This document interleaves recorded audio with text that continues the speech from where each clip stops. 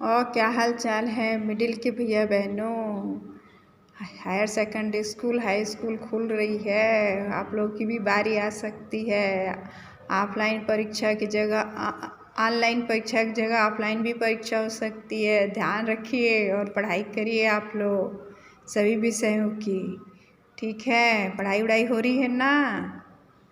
आज हम लोग संस्कृत में देखते हैं षोडशः पाठ 16 पाठ नीति नौ नीतम नीति नौ नीतानि नौ नीतानि पाठ को आज हम लोग यहाँ पढ़ेंगे। देखते हैं पहला श्लोक को। विद्या ददाति विनयम विन्यात यात्री पात्रत्वाम धनमाप्नोति धनात् धर्मः ततः सुखम। इसका अर्थ होता है कि विद्या ददाति विनयम, विद्या हमें विनय देती है और विनय से क्या प्राप्त होता है। विनय यानी नम्रता से हमको योग्यता की प्राप्ति होती है। पढ़ोगे तो क्या होगा, तुमको विद्या आएगी और विद्या आएगी तो योग्यता आएगी, योग्यता आएगी तो क्या होगा, पद की प्राप्ति होगी और पद की प्राप्ति होगी तब क्या होगा, धन की प्राप्ति होगी। तो यही पे बोला गया है कि विद्या ददाति विनयम, विद्या क्या देती है, विनय देती है। और विनम्रता से क्या आता है, पात्रता यानी योग्यता की प्राप्ति होती है। और योग्यता से क्या की प्राप्ति होती है, धन की प्राप्ति होती है और धन से धर्म और सुख की प्राप्ति होती है। ठीक। नास्ति विद्या सम चक्षु नास्ति सत्य समम तपः नास्ति राग सम दुखम नास्ति त्याग सम सुखम। अब नास्ति विद्या सम चक्षु मतलब विद्या के समान कोई भी नेत्र, चक्षु यानी होता है कोई भी नेत्र नहीं है। और सत्य के समान कोई तप नहीं है, सत्य के समान कोई भी तपस्या नहीं है। नास्ति राग सम दुखम, और ईर्ष्या के समान यदि तुम किसी से जलन करते हो तो उससे बड़ा कोई दुख नहीं है। और त्याग के समान कोई भी सुख नहीं है। सबसे बड़ा त्याग आपको कहाँ दिखेगा, अपने परिवार में दिखेगा। आपके माता पिता आपके लिए कितना त्याग करते हैं। तो यहाँ देखिए, त्याग समम सुखम, त्याग के समान कोई सुख नहीं है। ठीक, ये दो क्लियर हुआ। आगे देखते हैं विदेशु धनम विद्या विदेशु धनम विद्या। विदेश में यानी दूसरे देश में जब तुम जाते हो तो तुम्हारा धन क्या है, विद्या है। यदि पढ़े लिखे रहोगे तो वहाँ की भाषा को भी समझ सकते हो। अब इंग्लिश क्या है, इंटरनेशनल लैंग्वेज है।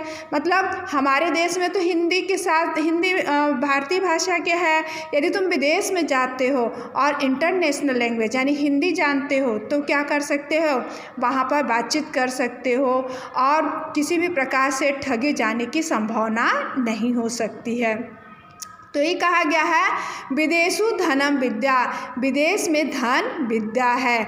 और वैनेशु धनम गति, और व्यवसाय में क्या है, व्यवसाय में जो है वो बुद्धि ही धन है। यदि आप व्यापार करते हो, किसी प्रकार का व्यवसाय करते हो और तुम्हारे पास बुद्धि नहीं है और पैसा लगाते जाते हो तब वहाँ पर क्या है, तुमको हानि भी हो सकती है। तो यहाँ पे यही कहा गया है कि व्यवसाय में धन ही क्या होती है, बुद्धि होती है।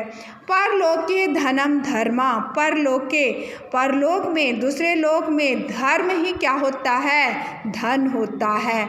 शीलम सर्वत्र ते धनम, और शील जो होता है, सदाचारण जो होता है वो क्या होता है, सभी जगह धन होता है। ठीक, आगे देखते हैं। वर में को गुणी पुत्रो ना च मूर्खे सना संतान्यपि एकोश्चंद्रमो एकश्चंद्रस्तमो हस्ति नाच तारा सैतरपि। वर्मेको गुणी पुत्रों, वर्मेको का मतलब होता है 100 गुणी पुत्रों की अपेक्षा एक क्या है, एक जो गुणवान पुत्र होता है सैकड़ों मूर्ख पुत्रों की अपेक्षा, सैकड़ों मूर्ख पुत्रों की अपेक्षा। सनातन यानी 100 सत्ता यानी 100 होता है।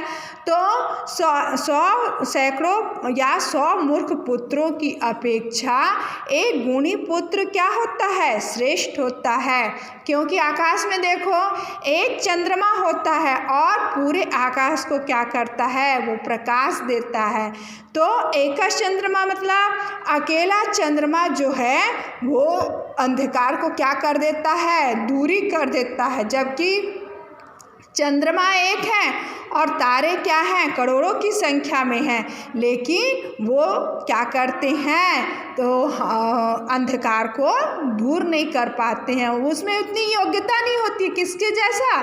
चंद्रमा के द्वारा, चंद्रमा जैसा। तो वही कहा गया है कि सैकड़ों पुत्रों की अपेक्षा एक गुणवान पुत्र जो होता है वो श्रेष्ठ होता है। जैसे चंद्रमा जो होता है वो पूरे अंधकार को दूर कर देता है और तारों के समूह जो है वो लाखें तारे भी मिलकर उस अंधकार को दूर नहीं कर सकते। आगे देखते हैं, सत्यम ब्रूयात् प्रियम ब्रूयात् न ब्रूयात् सत्यम प्रियम प्रियम च नातित्यम बृहदे मार्ग सनातनः।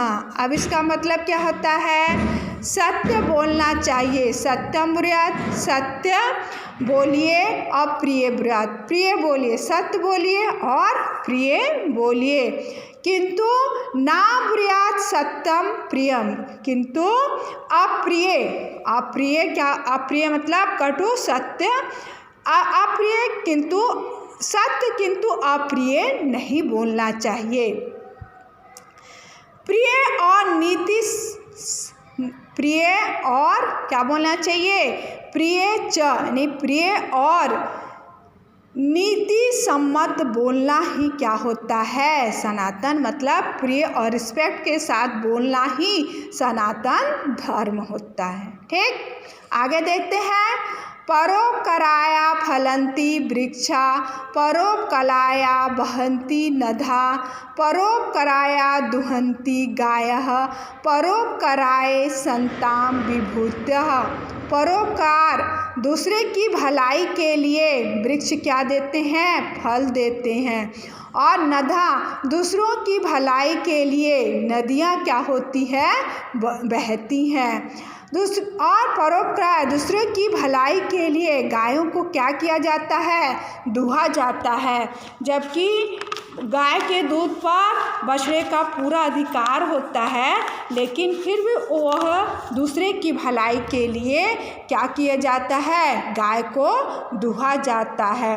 और परोपकाराय संता विभूत्या, संतों की सिद्धि भी क्या होती है? परोपकार के लिए होती है। आगे देखते हैं, अयम निजः परो वेत्ति गणना लघु चेतसाम उदार चरिता नाम तु वासुदेव कुटुंबकम। अयम निजा का मतलब होता है यह मेरा, और परोवेति यह पराया। ऐसा सोचना, गणना नहीं, ऐसा सोचना ये कैसे चित्त वालों के लिए होती है? यह लघु चेतना मतलब छोटी बुद्धि या जिनकी मानसिकता क्या होती है? छोटी होती है। यह मेरा है और यह पराया है। तो ये ऐसी सोच किसकी होती है? छोटी बुद्धि वालों का काम होता है। ठीक,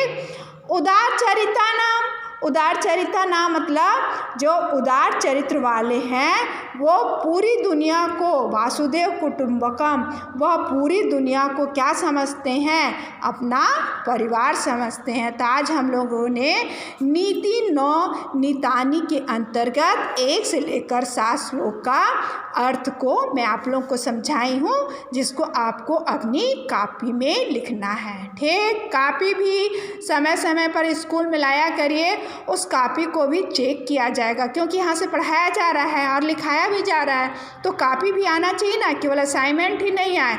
और जो बच्चे अभी तक फॉर्मेटिव परीक्षा का जमा नहीं किए हैं वो लाकर जमा करें, क्योंकि मेरे को रिजल्ट बनाने में बहुत परेशानी हो रही है। ठीक।